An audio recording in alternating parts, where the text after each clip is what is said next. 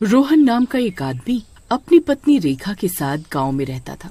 उनकी अभी कुछ दिन पहले ही शादी हुई थी। फिर एक दिन रोहन की नौकरी शहर में लग जाती है, तो वो अपनी पत्नी के साथ शहर आ जाता है।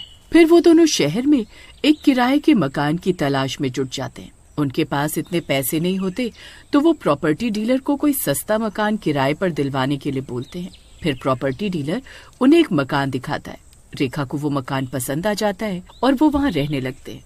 फिर उसी रात जैसे ही रात के 3 बजते हैं, उन्हें घर के पीछे बने बाग से किसी के झूला झूलने की आवाज आती है।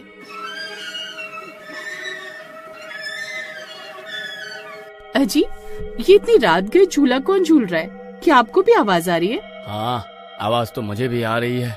कोई पागल ही होगा जो इतने रात गए झूला झूल रहा है। छोड़ो, हमें क्या, सो जाओ। फिर इतना बोलकर रोहन दोबारा सो जाता है, लेकिन रेखा को नींद नहीं आती। पता नहीं कौन है। एक काम करती हूँ, खिड़की से देखती हूँ कि आखिर है कौन। फिर रेखा खिड़की की ओर जाती है और खिड़की खोलकर देखने की कोशिश करती है। उसकी आंखें फटी की फटी रह जाती हैं।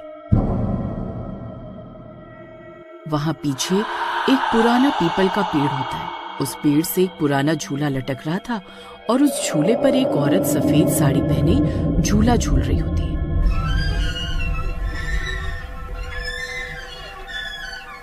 उसके लंबे लंबे बाल होते हैं, जिस वजह से रेखा उसकी शक्ल नहीं देख पाती। उसे देखकर रेखा बहुत डर जाती है। फिर वो भागकर रोहन की ओर जाती है। अरे रोहन, जल्दी उठो, जल्दी उठो, मुझे तुम्हें कुछ दिखाना है। अरे क्या हुआ रेखा? रात के 3 बज रहे हैं, तुम सो क्यों नहीं जाती? जो दिखाना हो सुबह दिखा देना।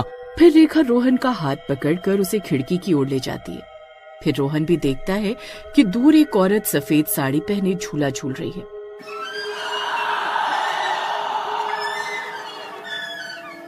रोहन की नजर सीधा उनके पैरों पर पड़ती है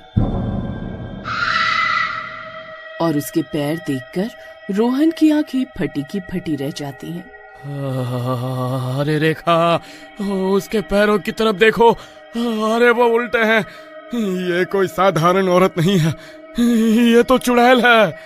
अरे मर गए रे, ये हम कहाँ फंस गए। ये तो सच में चुड़ैल है। अब क्या करे जी, अगर इसने हमें देख लिया तो ये हमें जिंदा नहीं छोड़ेगी। फिर रोहन जल्दी से खिड़की बंद कर देता है और वो दोनों भागकर अपने कमरे के अंदर जाते हैं और कमरा बंद कर लेते हैं। अजी, मैं इस घर में नहीं रहूंगी, चलो हम यहाँ से चलते हैं। अरे इतनी रात गए, हम कहाँ जाएंगे? हम तो इस शहर में किसी को जानते भी नहीं हैं। तुम डरो नहीं, कुछ नहीं होगा। किसी तरह आज की रात निकालो। मैं कल सुबह होते ही उस डीलर से फोन पर बात करता हूँ। फिर रात भर उन्हें झूला झूलने की आवाज आती रहती है।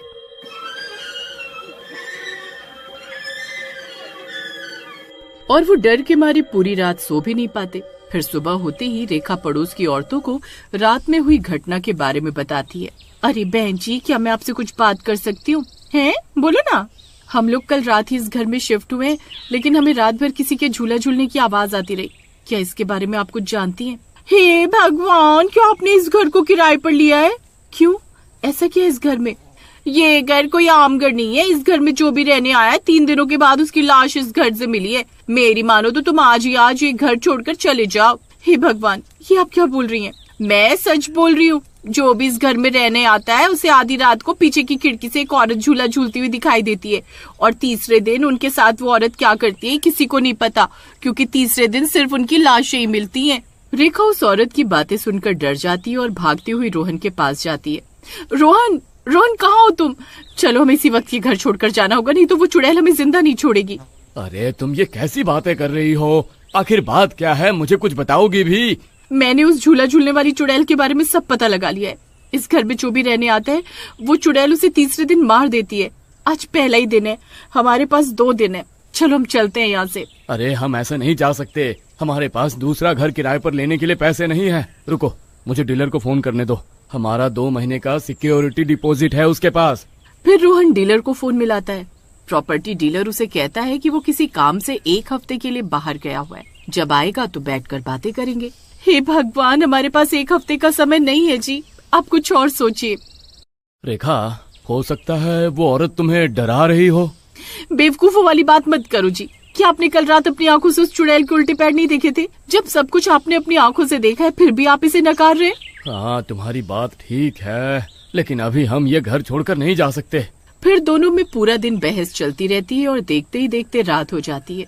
अजी बाहर तो अंधेरा हो गया जी, अब क्या होगा, कहीं ये हमारी जिंदगी की आखिरी रात तो नहीं। फिर रात होते ही फिर से उन्हें झूला झूलने की आवाज आने लगती है।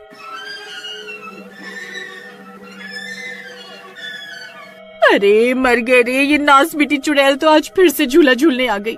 अब क्या करे, कहीं हमारे घर के अंदर तो नहीं आ जाएगी।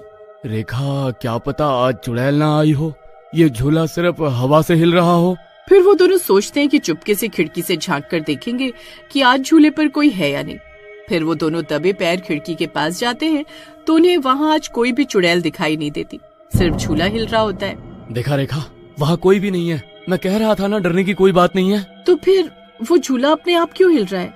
अरे देखो ना, कितनी तेज हवा चल रही है, हो सकता है इसी वजह से हिल रहा होगा। चलो अब सोने चलते हैं। फिर वो दोनों सोने चले जाते हैं और इसी तरह दूसरा दिन भी बीत जाता है। सुबह होने पर रेखा बहुत खुश थी क्योंकि उसे कल रात कोई चुड़ैल दिखाई नहीं दी थी। फिर उसकी पड़ोसन उसे घर के बाहर खड़ा हुआ देखती है तो उसके पास आकर बोलती है, अरे आप लोग अभी तक यहाँ हो, आज आपका तीसरा दिन है। मैंने आपको बताया तो था कि जो भी इस घर में रहने आया उसे वो चुड़ैल तीसरे दिन मार डालती है। बड़े अजीब लोग हैं, इन्हें अपनी जान की फिक्र ही नहीं है। फिर इतना बोलकर वो औरत वहाँ से चली जाती है। उसकी बातें सुनकर रेखा फिर से घबरा जाती है और रोहन को जाकर तीसरे दिन मारे जाने की बात बताती है। अरे रेखा, तुम्हें कितनी बार समझाऊं कि अब डरने की कोई जरूरत नहीं है। कल रात भी वहाँ कोई चुड़ैल नहीं थी, अब वो जा चुकी है। नहीं जी, मुझे तो बहुत डर लग रहा है। आज तीसरा दिन है, अगर उस औरत की बात सच हुई तो हम आज मरने वाले। अजी मेरे पास एक रास्ता है, चलो वो झूला जिस डाली पर टंगा हुआ है हम वो पेड़ की डाली काट देते हैं। लेकिन ये बहुत खतरनाक हो सकता है, कहीं चुड़ैल और गुस्से में ना आ जाए। हमारे पास और कोई रास्ता नहीं है, हमें ये करना ही होगा, जो होगा देखा जाएगा। फिर वो दोनों एक आरी से उस पेड़ की डाली को काट देते हैं। झूला नीचे जमीन पर गिर जाता है। फिर वो दोनों भागकर अपने घर के अंदर चले जाते हैं। फिर रात होने पर रेखा चुपके से खिड़की खोलकर देखती है तो उसे वहां कोई दिखाई नहीं देता। शुक्र है भगवान का, इस बला से जान छूटी। फिर वो दोनों सो जाते हैं। फिर आधी रात होते ही उन्हें झूला झूलने की आवाज आती है।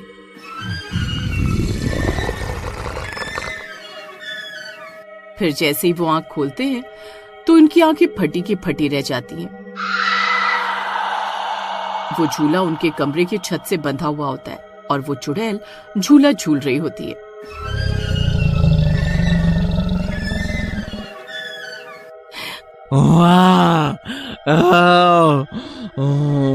मैं किसी को जिंदा नहीं छोड़ूंगी। अरे मर गए रे, ये कमबख्त चुड़ैल तो घर के अंदर ही आ गई। अब क्या करें जी, आप इससे पूछो ना, आखिर ये हमसे चाहती क्या है। मैंने तो पहले ही कहा था इसका झूला मत तोड़ो। मैंने सुना है कि ऐसी चुड़ैलों को शांति तभी मिलती है जब कोई उनसे बात करके उनका अधूरा काम पूरा कर दे। अगर हम उससे बात कर पाए और जान पाए कि वो क्या चाहती है तो शायद वो हमें छोड़ दे। पागल हो गई हो क्या? चुड़ैल से बात करोगी, वो हमें देखते ही मार डालेगी। डर कर बैठने से तो मौत पक्की है, कोशिश करेंगे तो शायद बच भी जाए। तुम कौन हो, हमें क्यों डराती हो? अचानक झूला अपने आप रुक जाता है।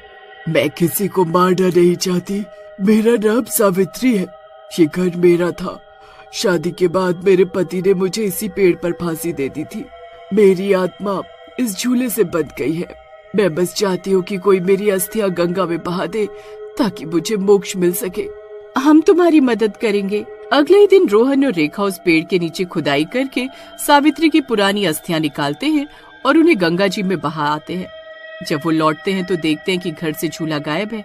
घर में पहली बार सुकून और शांति महसूस होती है। रात को उन्हें कोई आवाज नहीं आती। रोहन भी चैन की सांस लेता है। अगर हम डर के मारे भाग जाते तो शायद कभी सच नहीं जान पाते।